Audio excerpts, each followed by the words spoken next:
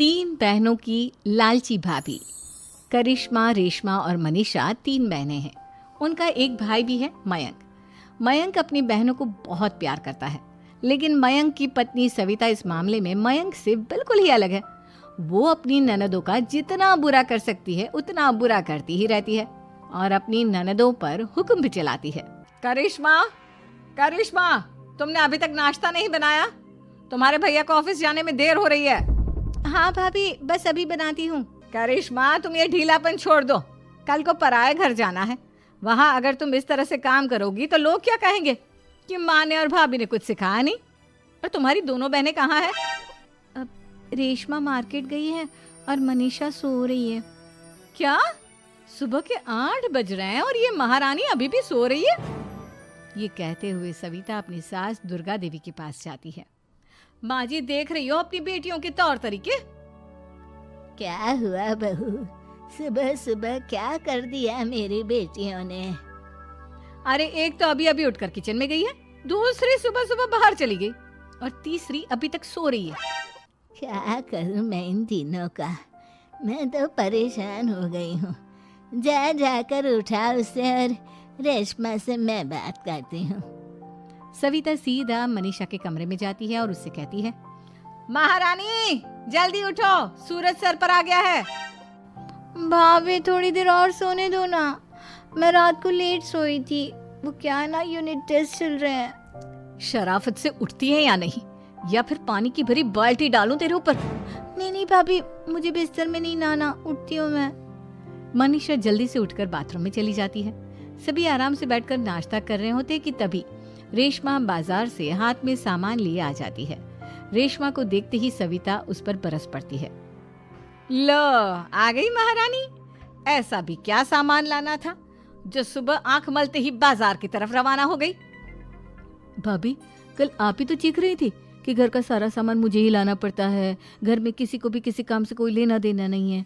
अब मैं बाजार जाकर सामान ले आई तो आपको इस बात से भी तकलीफ हो रही है? देख रही हो माँ जी, अपनी बेटी की जुबान कैंची से भी तेज चलती है। और मयंक, आप तो कुछ कहेंगे नहीं अपनी लाडली बहन को। रेशमा, अपनी भाभी से ऐसे बात नहीं करते। चलो माफी मांगो। भैया, मैं क्यों माफी मांगू? आप भाभी से बोलिए ना कि हम पर कम हुक्म चलाया करे। हम इस घर की बेटियां हैं और आपकी पत्नी की ननद है, नौकरानी नहीं। लो कर लो बात। इनकी भलाई के लिए कुछ भी बोलो तो इन्हें बुरा लग जाता है। इस घर में यही इज्जत है मेरी।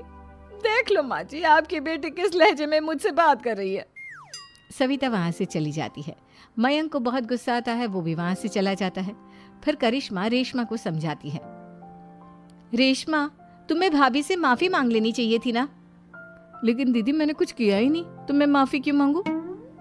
हाँ करिश्मा दीदी, रेशमा दीदी जैसे ही घर में आई भाभी ही उन पर चिल्ला रही थी। हाँ, मैं मानती हूँ कि गलती भाभी की थी। मैं तो इसलिए बोल रही हूँ कि भाभी ने माँ को तो पूरी तरह अपने वश में कर लिया है। वो हमारी बात सुनती ही नहीं। मयंक भैया हमारे लिए हमेशा खड़े रहते हैं, इसलिए उनकी बात का मान तो तुम्हें रखना चाहिए था ना। कोई फायदा नहीं दीदी, कुछ दिनों की बात और है, भाभी उन्हें भी हमारे खिलाफ भड़का देंगी। फिर वो भी माँ की तरह हमारी किसी बात का विश्वास नहीं करेंगे। इसी तरह सविता अपनी तीनों ननदों को किसी न किसी बात पर परेशान करती रहती थी। एक दिन मयंक अपनी तीनों बहनों के लिए गिफ्ट लाया। करिश्मा, ये तुम्हारे लिए हार का सेट। रेशमा, तुम्हारे लिए सुंदर सी ड्रेस। और मनीषा, तुम्हें किताबें पसंद है ना, तुम्हारे लिए किताबें लाया हूँ। थैंक यू भैया। थैंक यू भैया। थैंक यू भैया। करिश्मा, तुम्हारा नेकलेस कितना सुंदर है। ये भैया कहाँ से ले आए होंगे? मैंने भैया को 3 दिन पहले फोन पर ये डिजाइन दिखाया था और आज भैया ये ले आए। सविता तो अपनी ननदों के गिफ्ट्स देखकर जल गई और करिश्मा का नेकलेस तो उसे भी बहुत पसंद आया था।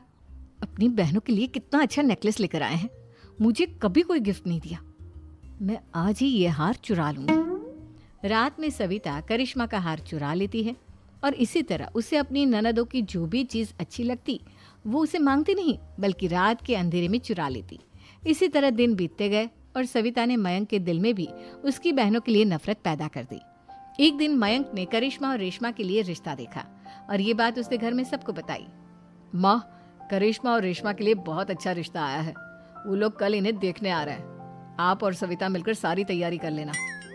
ये सुनकर करिश्मा और रेशमा खुश हो जाती हैं, लेकिन सविता सोचती है, अगर इन दोनों बहनों की शादी हो गई तो घर और बाहर का काम कौन करेगा? मनीषा तो एक नंबर की कामचोर है, उससे तो किसी बात की उम्मीद लगाना ही बेकार है।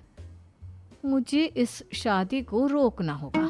अगले दिन सभी लड़के वालों के स्वागत की तैयारी करने में लगे होते हैं। तभी मयंक अपनी बहनों से आकर कहता है, तैयार हो गई तुम दोनों?